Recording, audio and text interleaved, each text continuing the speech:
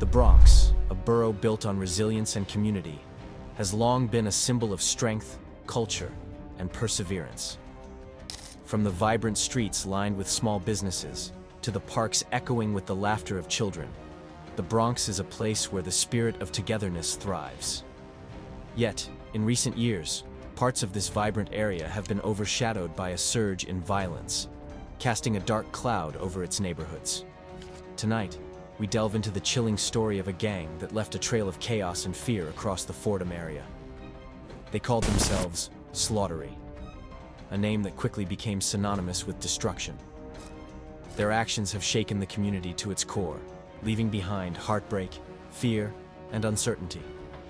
Operating near Slattery Playground on East 183rd Street, the gang turned a once-cherished community space into a battleground. The targets are 20 members of the Slattery gang, based out of Slattery Playground in the Fordham section of the Bronx. If you come around from 2 on, that's when it fills up with all the gangs. This playground, meant to be a safe haven for families and children, instead became a symbol of the gang's stranglehold on the neighborhood. Over a span of 4 years, their violent activities stretched across Fordham Heights, Kingsbridge, Highbridge, and Morris Heights. These areas, home to hardworking families and a diverse mix of cultures, were turned into zones of fear as the gang pursued their quest for power. After an exhaustive 18-month investigation, led by the Bronx District Attorney's Violent Criminal Enterprise Bureau and the NYPD Gun Violence Suppression Division, these cases are the single most impactful reason that shootings trend downwards. It's almost like they were competing with each other to see who could shoot more times. The extent of the gang's terror became clear. The investigation linked the Slaughtery gang to an alarming 14 shootings, a brutal slashing, a gunpoint carjacking, and countless other violent crimes. These weren't just attacks between rival gangs. Innocent bystanders, everyday people going about their lives, were caught in the crossfire. Their lives were forever changed by the gang's reckless actions. One of the earliest incidents took place on June 18, 2020. On that day, 2 gang members, Nassim King and Dayron Williams, approached a group of individuals playing cards near Morris Avenue and East 184th Street. Without warning or provocation, King opened fire, hitting 3 innocent bystanders who had no connection to gang activity. Moments later, rival gang members retaliated, shooting Williams. In response, King fired multiple shots at the rivals. It was a chaotic and senseless act that underscored the gang's total disregard for human life.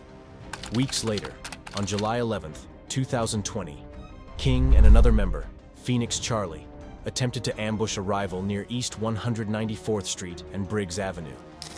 Charlie fired 4 shots, missing his intended target, but striking an innocent passerby instead. This incident painted a grim picture of how the gang's violent activities were endangering not just their rivals, but anyone unlucky enough to be nearby.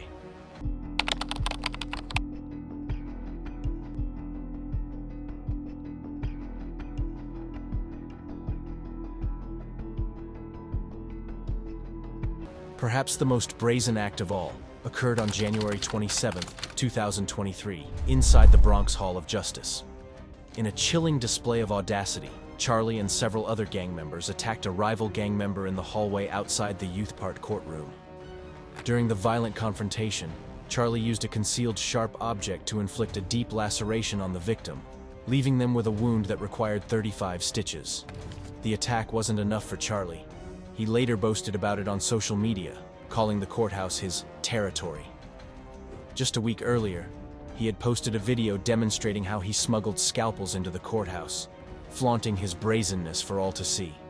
Social media became a powerful weapon for the Slaughtery gang. Platforms like Instagram, Facebook, and YouTube were used to intimidate rivals, You made my shirt wrinkly. recruit new members, and glorify their violent acts. Drill rap videos, a subgenre of music often used to boast about gang activity, featured lyrics mocking murdered rivals and celebrating the gang's conquests. These videos turned their crimes into twisted entertainment, spreading fear and further inflaming tensions within the community. Investigators say the hatred is fueled by inflammatory disses about murdered ops and drill raps posted on social media. Distinguished chicas, I got my That's aspiring drill rapper Nate Benz, who police say is one of the gang leaders. The average age of the case subjects is 20. Teen girls are trigger pullers too, like the shooter in this video, says Deputy Inspector Craig Edelman. The Bronx District Attorney's Office and the NYPD worked tirelessly to dismantle the gang's operations. What's going on? Why did they pick you up? Their coordinated efforts led to a 176-count indictment against 20 individuals, including 5 teenagers. The charges ranged from attempted murder to illegal possession of firearms.